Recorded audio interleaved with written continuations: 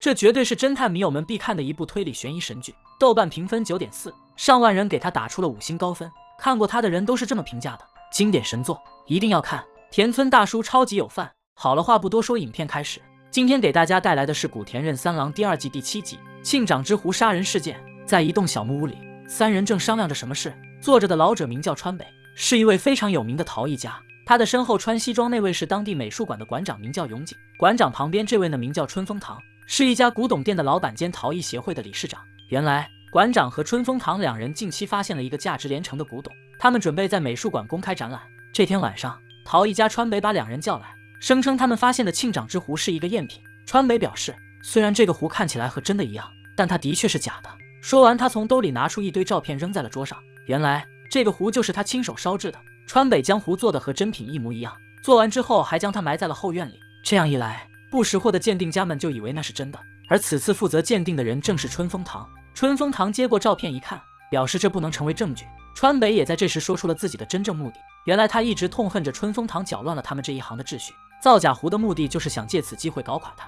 川北对着春风堂说，你必须辞去陶艺协会理事长的职务，否则的话我就把这一切说出来，并把照片交给媒体。说完，川北掀开了一块红布，原来真正的庆长之湖也在他的手里，这是5年前他从乡下收回来的。春风堂呆呆地看着这一幕，心中产生了一个阴险且邪恶的计划。随后画面一转，来到春风堂的古董店里，两人商量着对策。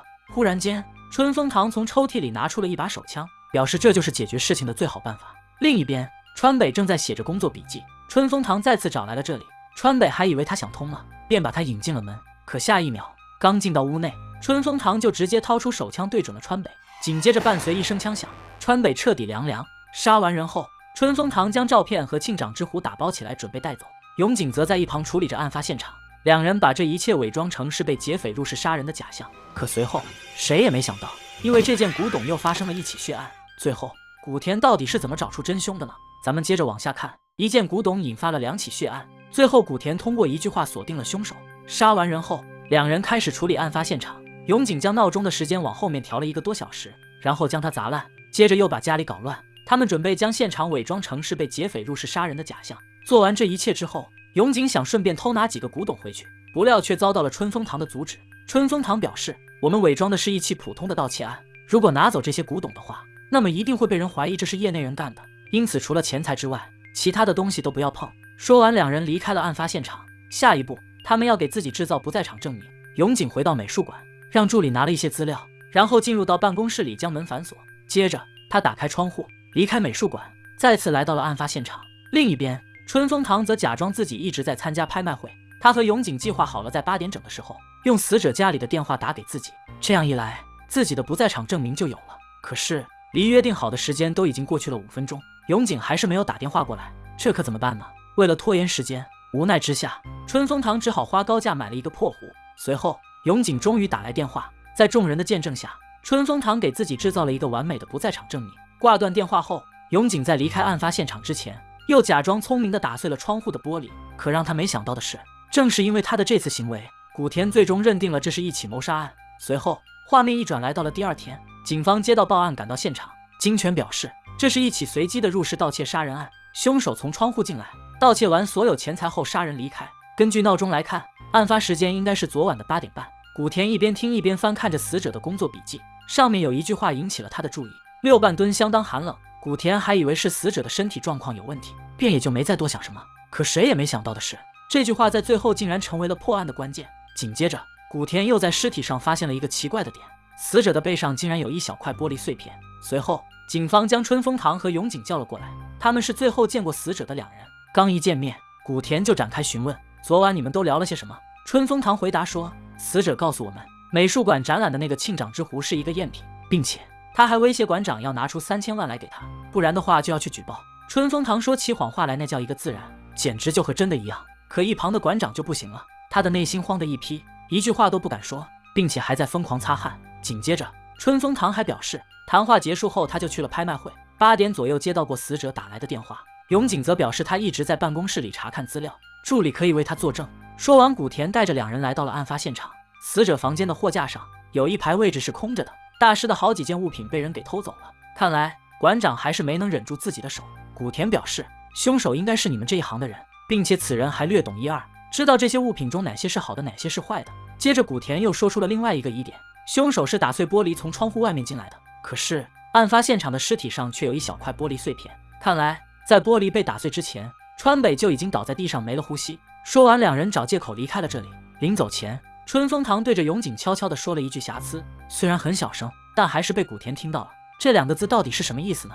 伴随着调查的深入，古田对这两人越发怀疑，杀人凶手也渐渐浮出水面。古田来到美术馆找到永井，经过询问，永井的助理表示，8点左右的时候他曾给永井送过一次咖啡，可是敲了半天的门都没有一点反应。对此，永井解释说，昨晚自己在里面睡着了，这几天一直在忙着美术馆展览的事，都没能好好睡上一次觉。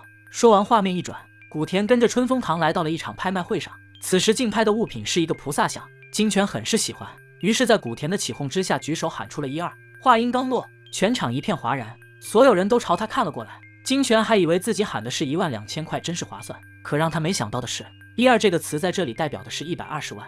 这下金泉可惨了，娶老婆的本钱都要全部搭进去了。古田在一旁笑得合不拢嘴。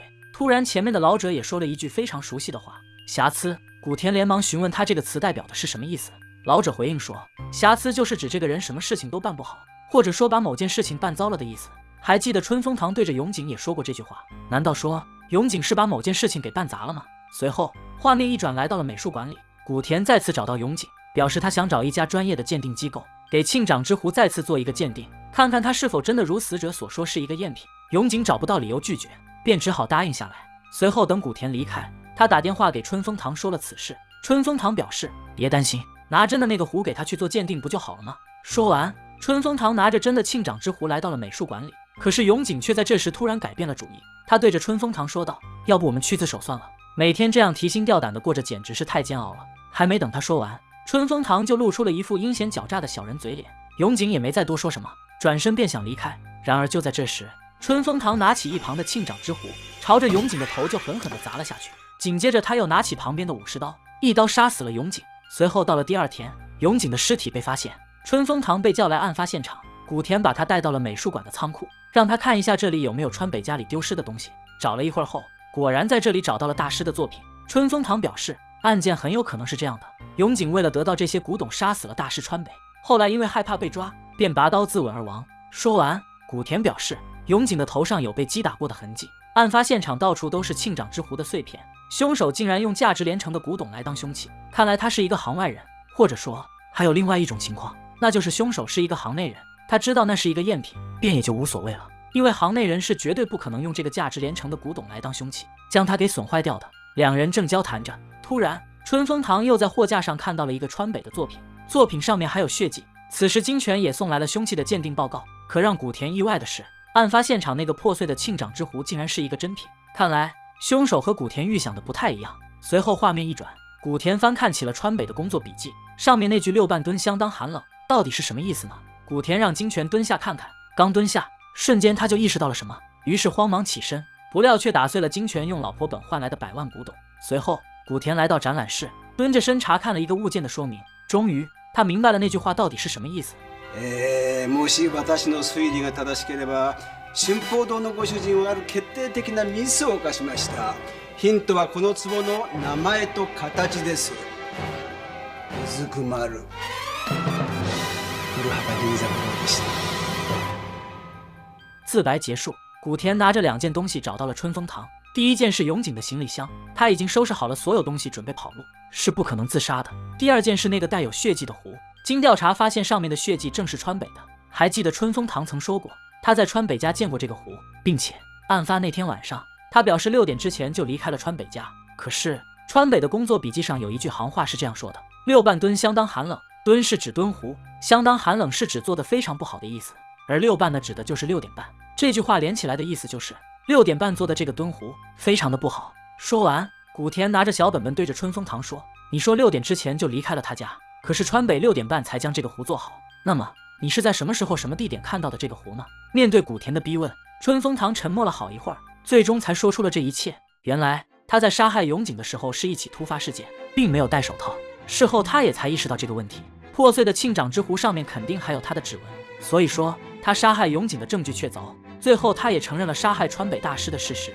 好了，影片到此结束。喜欢古田任三郎这部剧的，点个赞关个注，咱们下期再见吧，拜拜。